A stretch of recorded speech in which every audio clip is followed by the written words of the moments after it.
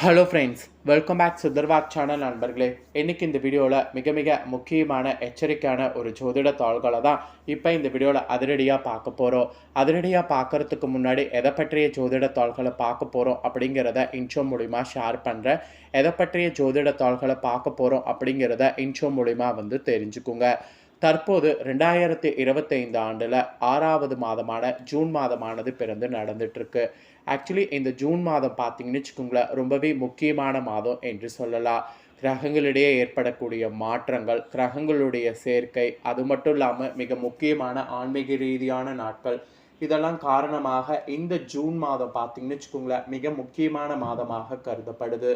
இந்த ஜூன் மாதத்தில் நிறைய பார்த்தீங்கன்னு வச்சுக்கோங்களேன் நமக்கு நன்மை நடைபெற போகுது. காரணம் என்னன்னா, கிரகங்களுடைய சேர்க்கை, முக்கியமான அந்த ஆன்மீக நாட்கள் தான். அந்த மாதிரி இப்போ ஒரு முக்கியமான ஆன்மீகமான நாட்கள் பார்த்தீங்கன்னு வச்சுக்கோங்களேன் வர இருக்கு. அதுதான் ஜூன் மாதத்துடைய 10ஆம் தேதி. அன்னைக்கு என்ன முக்கியமான நாள் அப்படின்னு கேட்குறீங்களா? அன்னைக்கு பார்த்தீங்கன்னு வச்சுக்கோங்களேன் பயங்கரமான ஒரு பௌர்ணமியானது வரப்போகுது. அன்னைக்கு ஆங்கிலத்தில் 10ஆம் தேதி, தமிழில் பார்த்தீங்கன்னு வச்சுக்கோங்களேன் வைகாசியுடைய 27ஆம் நாள், கிழமை அன்னைக்கு செவ்வாய்க்கிழமை. இந்த செவ்வாய்க்கிழமை பௌர்ணமியானது நிறைந்து வருது. இந்த பௌர்ணமி அன்னைக்கு கிரகங்களிடையே ஏற்படக்கூடிய யோகங்களால் ஒவ்வொரு ராசிக்காரங்களுக்கும் தலையெழுத்து மாறும்.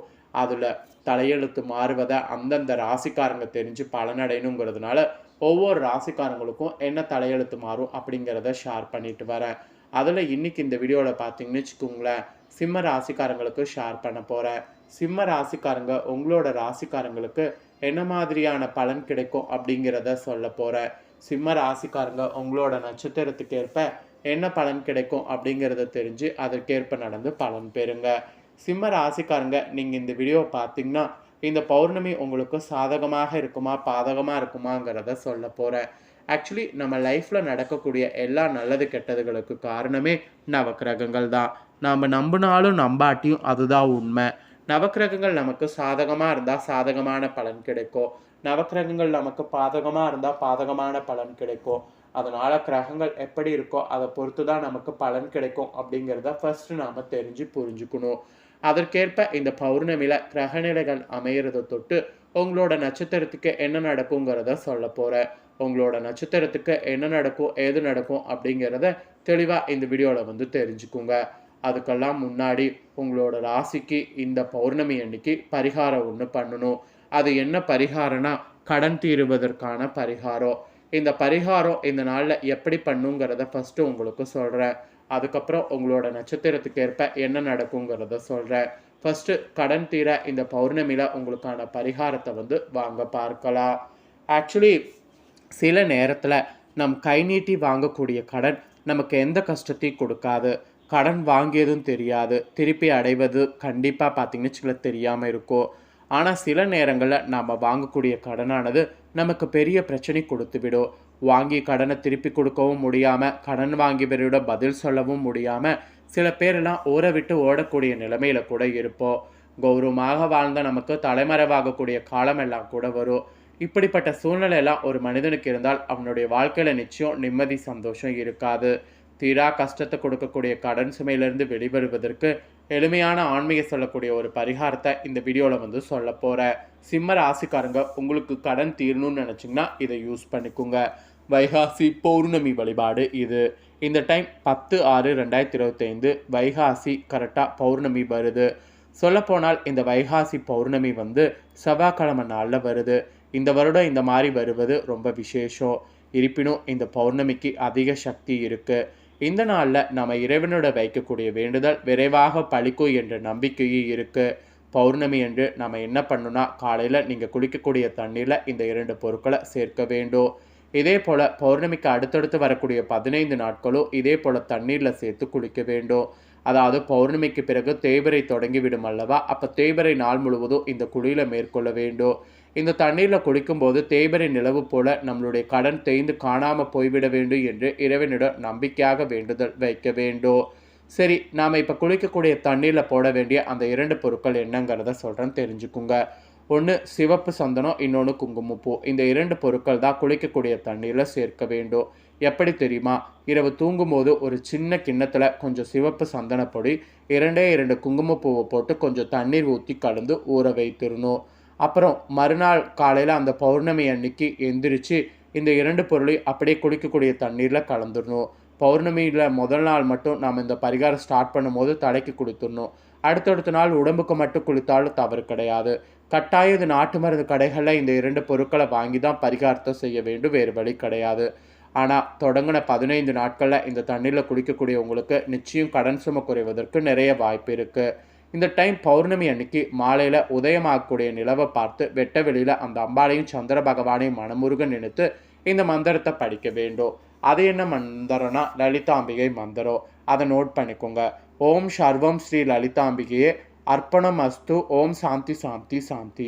இதுதான் மந்திரம். இந்த மந்திரத்தை அம்பாளை மனதார நினைத்து நீங்கள் பௌர்ணமி நிலவை பார்த்து படித்தாலே உங்களுக்கும் உங்கள் குடும்பத்திற்கும் லட்சுமி கடாட்சம் தானாக கிடைத்துவிடும்.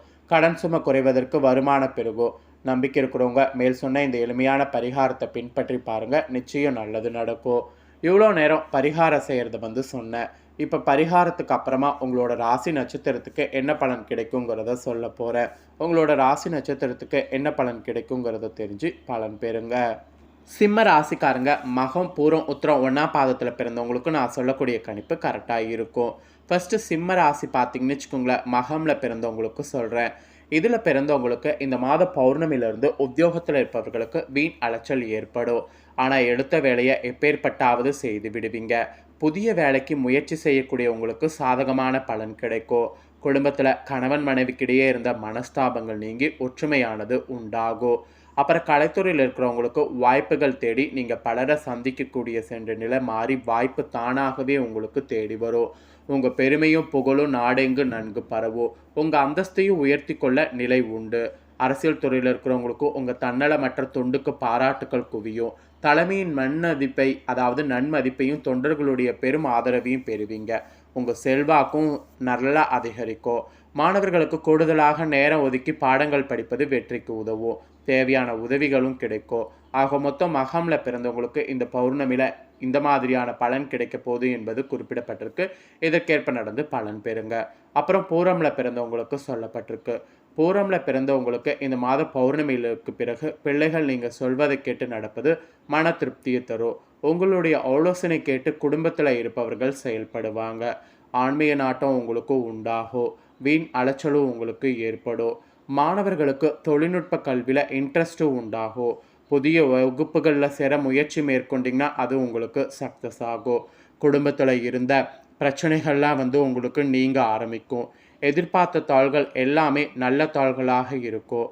கணவன் மனைவிக்கு இருவரும் எந்த ஒரு முடிவையும் நிதானமாக யோசித்து எடுப்பது நன்மை தரும். அவசரத்தை தவிர்ப்பது நல்லது. சகோதரர்கள் வழியில் உதவியை எதிர்பார்க்கலாம். பெண்களுக்கு எதிர்ப்புகள் நீங்கும். நெருக்கடியான நேரத்தில் எதிர்பார்த்த உதவிகள் கிடைக்கும். முயற்சிகளில் சாதகமான பலன் கிடைக்கும். ஸோ நீங்கள் முயற்சிகள் செய்யுங்க. இது பூரமில் பிறந்த உங்களுக்கு சொல்லப்பட்டிருக்கு. அப்புறம் உத்திரம் 1ஆம் பாதத்தில் பிறந்த சிம்ம ராசிக்காரங்களுக்கு சொல்லப்பட்டிருக்கு. உங்களுக்கு இந்த பௌர்ணமியிலிருந்து சுபகாரியங்களில் கலந்து கொள்ள வாய்ப்பு நேரும். காரிய வெற்றி உண்டாகும். எழுப்பறியாக இருந்தவ சாதகமாக முடியக்கூடும். தேவையற்ற கவலைகள் உங்களுக்கு நீங்கும். உங்களை பற்றி விமர்சனம் செய்து வந்தவர்கள் அதனை விட்டு விடுவாங்க. இந்த மாதிரியான அதிசயங்கள்லாம் உங்களுக்கு நடக்கும். தொழில் வியாபாரத்தில் ஈடுபட்டு இருக்கிறவங்க அதிக உழைப்பின் மூலம் லாபம் கிடைக்க பெறுவீங்க. பொருளாதார தொடர்பாக எடுக்கக்கூடிய முயற்சிகள் சாதகமாக பலன் தரும். உத்தியோகத்தில் இருப்பவங்களுக்கு எந்த ஒரு வேலையை கூடுதல் உழைப்பின் மூலம் செய்து முடிக்க வேண்டியது இருக்கும். அப்புறம் உங்களுக்கு விறுவிறுப்பாக எதையும் செய்யக்கூடிய திறன் படைத்த மாதிரி இருக்கும். உங்கள் பேச்சில் வேகம் இருக்கும். இந்த டைம் எல்லா விதத்துலையும் நன்மை உண்டாகும். எதையும் துணிச்சலாக செய்து முடிக்கணும். பணவரவு திருப்திகரமாக இருக்கும். அந்நிய நபர்களிடம் கவனமாக இருக்கணும். இந்த மாதிரியான பலன் உங்களோட நட்சத்திரத்துக்கு கிடைக்கும். இதற்கேற்ப நடந்து பலன் பெறுங்க. ஸோ சிம்ம ராசிக்காரங்க உங்களோட நட்சத்திரத்துக்கு ஏற்ப இந்த மாதம் என்ன பலனை பெறுவீங்களோ அதை தெளிவாக எக்ஸ்பிளைன் பண்ணிட்டேன். எக்ஸ்பிளைன் பண்ண பலனை நீங்கள் தெளிவாக இந்த வீடியோவில் தெரிஞ்சு பயனடைகிறது போல் உங்கள் ஃப்ரெண்ட்ஸ் ஃபேமிலியில் இருக்கிறவங்களும் தெரிஞ்சு பலனடையணும் அப்படின்னு நினச்சிங்கன்னா வீடியோ லைக் பண்ணி ஷேர் பண்ணுங்கள்.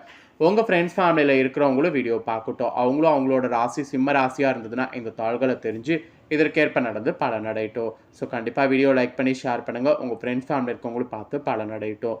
நெக்ஸ்ட்டு நம்ம சேனலில் புதிய வீடியோலாம் போடப்படும். அது எல்லாமே உடனுக்குடனே தெரிந்து கொள்ள மறக்காமல் நம்ம சேனலை சப்ஸ்கிரைப் பண்ணுங்கள். வேறொரு வீடியோவில் வந்து உங்களை சந்திக்கிறேன். சப்ஸ்கிரைப் பண்ணி சப்போர்ட் பண்ணுங்கள். நன்றி.